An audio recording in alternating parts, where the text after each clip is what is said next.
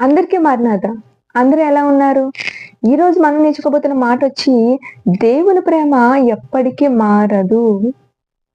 మన వాక్యంలో చూస్తాం గదా! ఇర్మీయా గ్రంథము 31 అధ్యాయం 3వ వచనంలో చివరి లైన్‌లో శాశ్వతమైన ప్రేమతో నేను నిన్ను ప్రేమించుచున్నాను.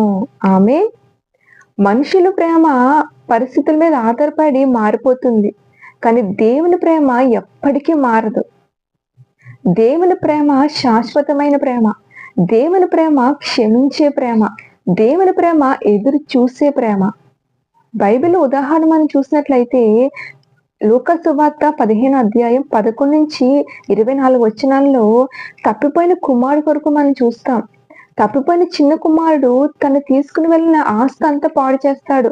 తన తప్పు తెలుసుకొని పశ్చాత్తాపంతో మరల తండ్రి యొద్దకు వచ్చినప్పుడు దూరంగా నిల్చున్న కుమారుని చూచి తండ్రి పరిగెత్తుకుంటా వెళ్ళి గట్టిగా కౌగిలించుకుని మెడ మీద ముద్దు పెడితే ఆహ్వానిస్తాడు. ఈ యొక్క కథ మనందరికి గుర్తుంది కదా! ఈ యొక్క కథ మనకి ఏం నేర్పిస్తుందంటే, నువ్వు దేవునికి ఎంత దూరంగా వెళ్ళిపోయినా, నువ్వు నీ తప్పు తెలుసుకుని మరలా దేవుని యొద్దకు వస్తే, దేవుని వైపు తిరిగితే, దేవుడు మళ్ళీ నిన్ను ప్రేమతో ఆహ్వానించేవాడు. ఆమేన్. దేవుని ప్రేమ యొక్క 3 లక్షణాలు చెప్తాను. ఒకటి, దేవుని ప్రేమ నిత్యమైనది. మన తప్పులు చూసి తగ్గిపోయేది కాదు ఆయన ప్రేమ. రెండవదిగా క్షమించే ప్రేమ ఆయనది.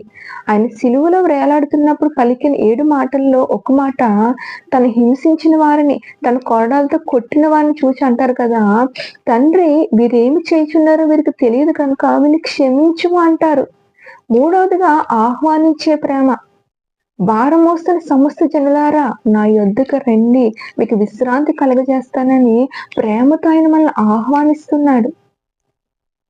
మన జీవితంలో సమస్యలు వచ్చినా, మన చుట్టూ ఎవరున్నా లేకపోయినా ఒక మాట గుర్తుపెట్టుకోండి, దేవుడు నిన్ను ప్రేమిస్తున్నాడు. ఆమేన్. ఆయన ప్రేమ మనకు ధైర్యం ఇస్తుంది. ఆయన ప్రేమ మనకు శాంతి ఇస్తుంది. ఆయన ప్రేమ మనకు రక్షణ ఇస్తుంది.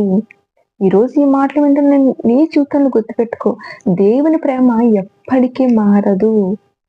నిన్ను నిత్య ప్రేమతో ప్రేమిస్తున్న దేవుడు ఎప్పుడు కూడా నీతోటే ఉన్నానని వాగ్దానం చేస్తున్నాడు.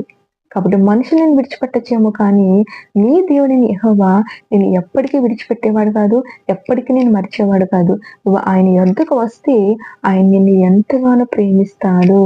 ఆమేన్. మరణాత.